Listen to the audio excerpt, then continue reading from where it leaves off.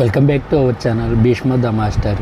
ఈరోజైతే మనం అనపర్తి నుండి తిరుమలకి డిఫరెంట్ ట్రైన్ జర్నీని చేద్దాం.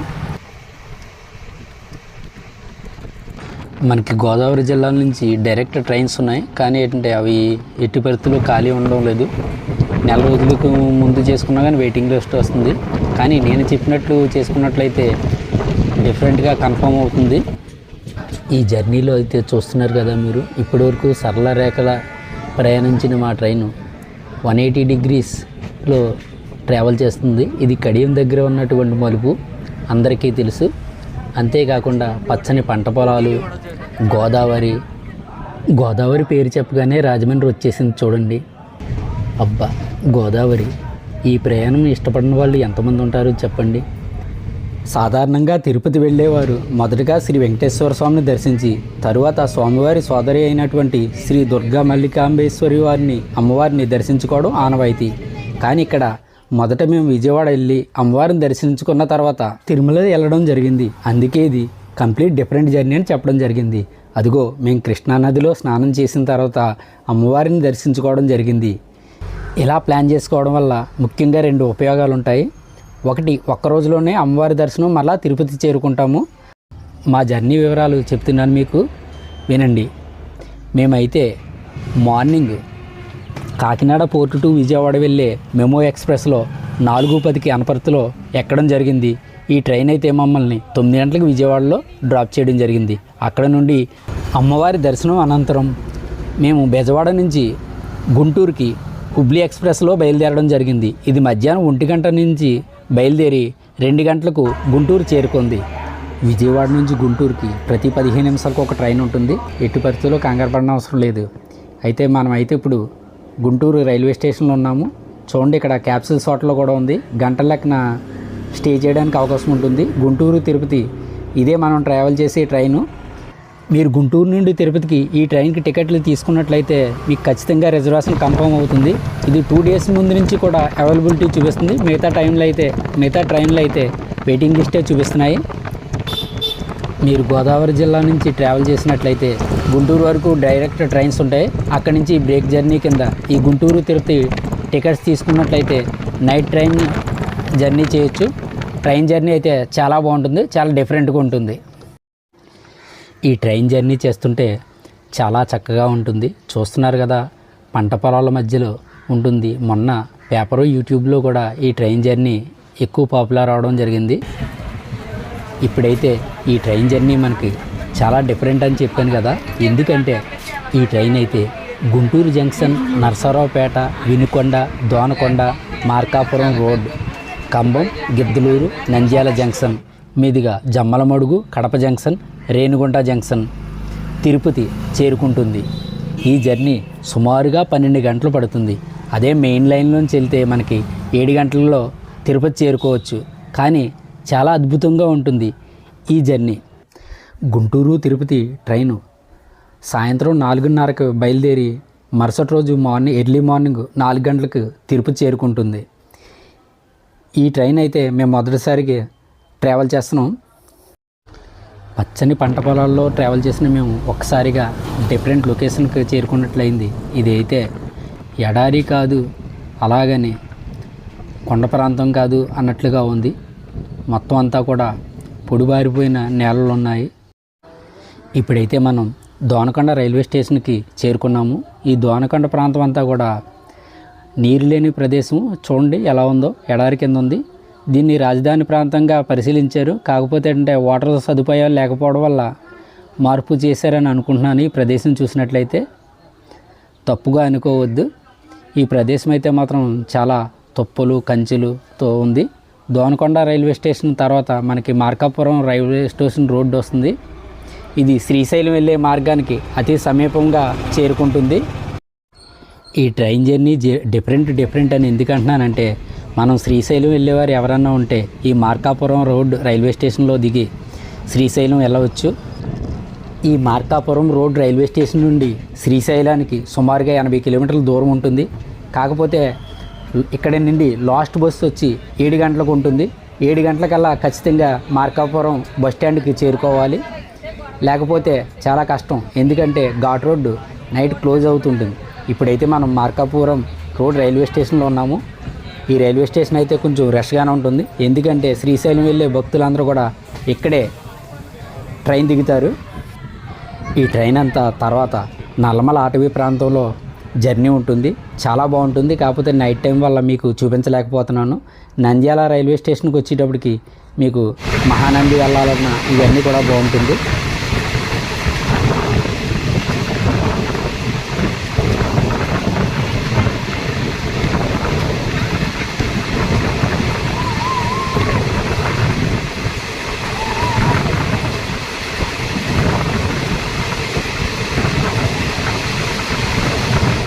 ఒక్కసారిగా వేరే లోకంలో ట్రావెల్ చేస్తున్నట్టు ఉంది కదా. ఇది ఎక్కడో కాదు, నంద్యాల టు గిద్దలూరు నల్లమల అటవీ ప్రాంతం కొండల మధ్యన సొరంగాన్ని నిర్మించారు.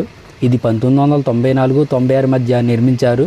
సుమారుగా 1.5 కిలోమీటర్న్నర ఉంటుంది. చాలా బాగుంటుంది ఈ జర్నీ అయితే. నేను చూసిన అందాల కన్నా ఎక్కువ చూపించలేకపోతున్నాను. కారణం ఏంటంటే ఒకే రోజులోనే 3 ట్రైన్ జర్నీలు చేయడం జరిగింది. అంతేకాకుండా నేను మొత్తం 8 మందితో ట్రావెల్ చేస్తున్నాం. వాళ్ళందరూ కూడా పెద్దలు కూడా ఉన్నారు. దానివల్ల ఏంటంటే నాకు సరిగా షూట్ చేయడం కానీ చూపించడం కానీ అవ్వడం లేదు. ట్రైన్ అయితే 1/2 అవర్ లేట్గా మార్నింగ్ 4:30కి తిరుపతి రైల్వే స్టేషన్కి రీచ్ అవ్వడం జరిగింది. తిరుపతి రైల్వే స్టేషన్లో వర్క్లు బాగా జరుగుతున్నాయి, దానివల్ల మెయిన్ స్టేషన్ క్లోజ్గా ఉంది. మేము విష్ణు నివాసం దగ్గరికి రావడం జరిగింది. ఈ మధ్యన తిరుపతి రైల్వే స్టేషన్ బయట అయితే దళారులు ఎక్కువగా ఉన్నారు. తిరుపతి స్పెషల్ దర్శనం చేయంతో అని మీ చుట్టూ చేరుతున్నారు.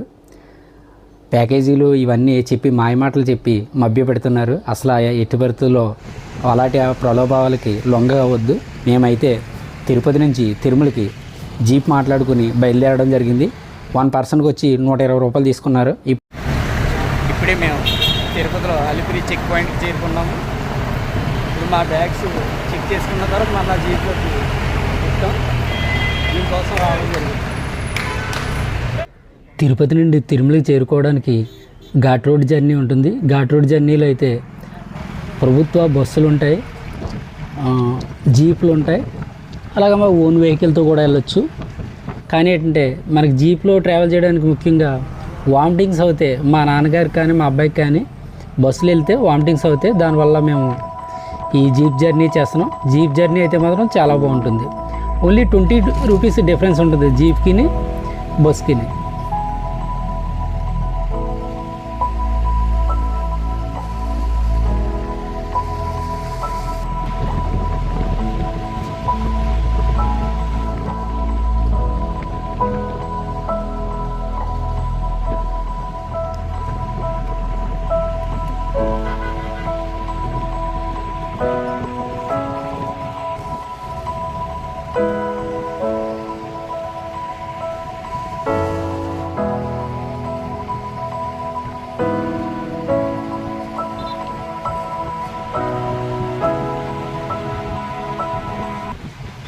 తిరుపతి నుండి వెహికల్ మీద వెళ్ళాలనుకుంటే ఘాట్ రోడ్ జర్నీ మాత్రం తప్పనిసరి.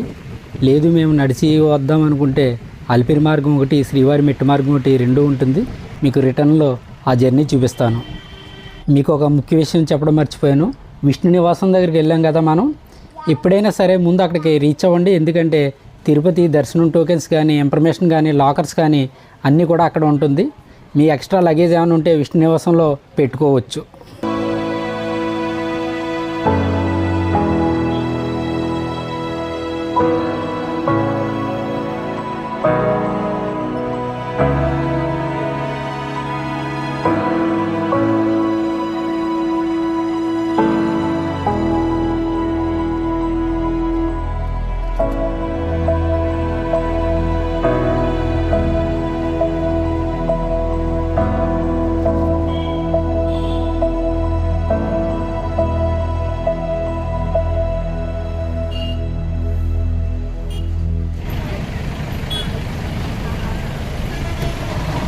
తిరుమల స్వామివారి దర్శనం అనంతరం మేము కాలినడకన తిరుపతికి చేరుకున్నాము. అలిపిరి తిరుపతి నుండి తిరుమలకు వెళ్ళే ప్రధాన మరియు పురాతనమైన మార్గం ఇది. సుమారుగా 10 కిలోమీటర్ల దూరం ఉంటుంది. చాలా బాగుంటుంది ఈ జర్నీ అంతా కూడా. మార్గంలో ప్రయాణించేటప్పుడు మనం రకరకాలైన పక్షులు, జంతువులు చూడవచ్చు. కుంపు వచ్చేది ఇదేనాది అన్నీ మార్చింది బాగా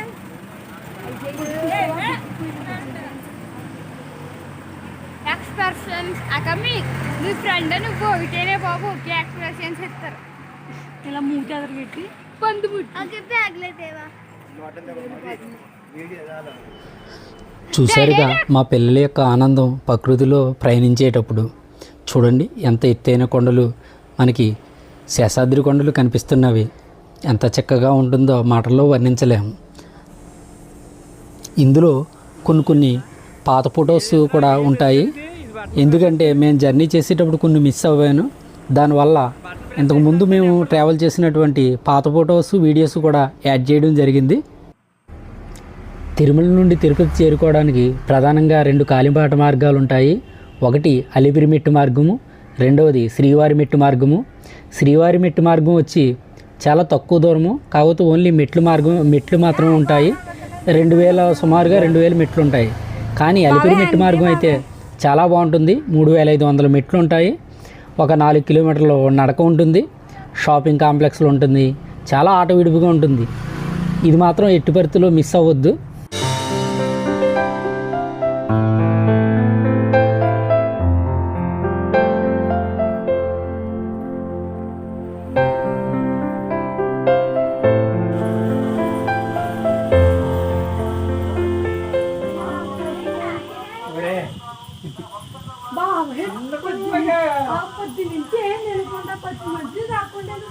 టైం ఎంత అవ్వలేదు 7.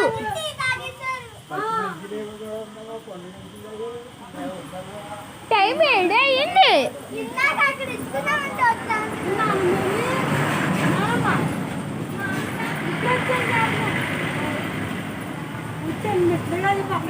టైం 7 అయ్యింది.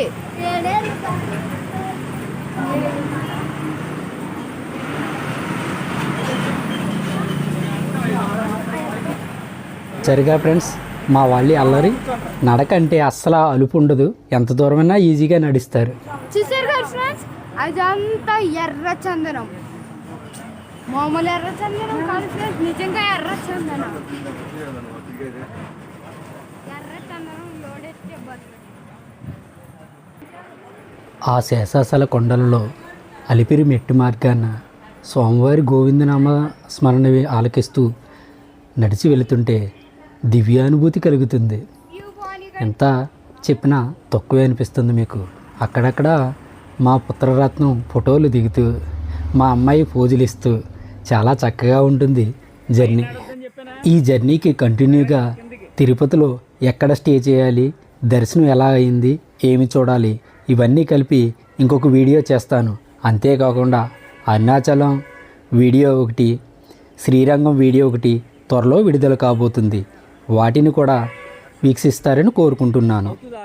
అదిగో చూస్తున్నారు కదా అడవి పందుల విన్యాసాలు, ఆ పక్కన జింకల పరుగు పందాలు, ఇవన్నీ కూడా అలిపిరి మెట్ల మార్గంలోనైతేనే చూడగలం.